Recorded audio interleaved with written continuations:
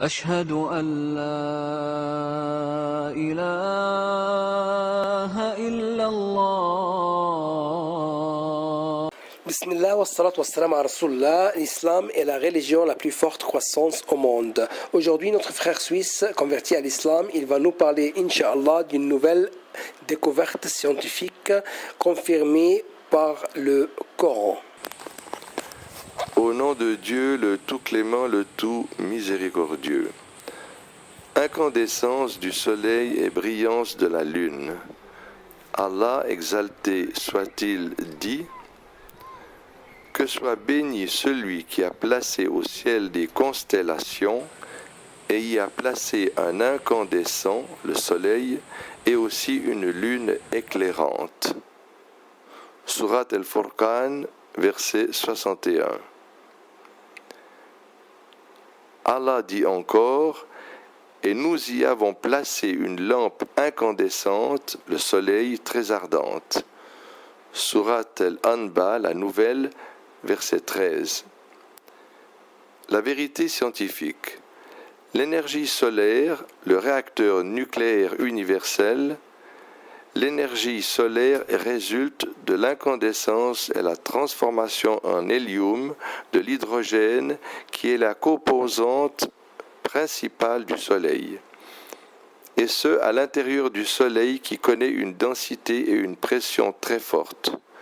Sans oublier sa chaleur qui atteint 15 millions de degrés centigrades, ce qui cause une réaction nucléaire et l'intégration de 4 atomes d'hydrogène, donnant ainsi un atome d'hélium. Et la différence de masse entre les matières qui sont à la base de la réaction et celles qui en résultent s'active sous forme d'énergie électromagnétique qui émet des rayons d'ondes courtes accompagnés de rayons visibles, de rayons infrarouges et de rayons ultraviolets. Ce qui revient à dire que l'énergie du Soleil vient de son intérieur via intégration nucléaire naturelle dans des conditions de pression, de densité et de chaleur extrêmes. Tout comme s'il était un gigantesque réacteur nucléaire destiné à fournir la Terre en lumière, en chaleur et en énergie. Le Soleil, qui est considéré comme une étoile, est un corps céleste incandescent, tandis que la Lune est une planète dont le corps céleste a une lumière statique qu'elle reçoit des étoiles et des soleils. Cette définition s'applique également à tous les satellites naturels. Aspect miraculeux.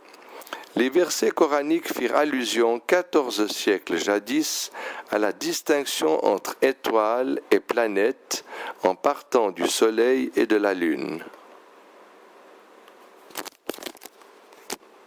En parlant du Soleil et de la Lune, l'astronomie moderne a fini par aboutir aux mêmes conclusions, et ce, après l'invention des télescopes et le lancement des études photométriques, lumineuses et spectrographiques sur les étoiles et les planètes au cours des siècles passés.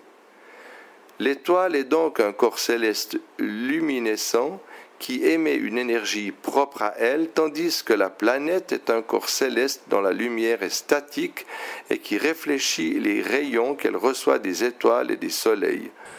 Cela s'applique également aux satellites naturels. En somme, le Soleil est tout comme un gigantesque réacteur nucléaire qui avance dans l'espace à une vitesse vertigineuse et est doté de lumière, d'énergie et de chaleur multiformes et en constant changement de quantité et d'état. Le Soleil n'est aucunement un disque brillant à la lumière statique, mais il est plutôt une lampe incandescente. Contrairement à la Lune qui est une planète qui ne fait que réfléchir la lumière du Soleil après le coucher de ce dernier. Les deux versets coraniques ci-dessus font clairement allusion à ces vérités.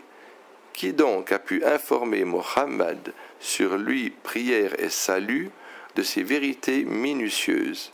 Il va de soi que seul Allah aurait pu le faire.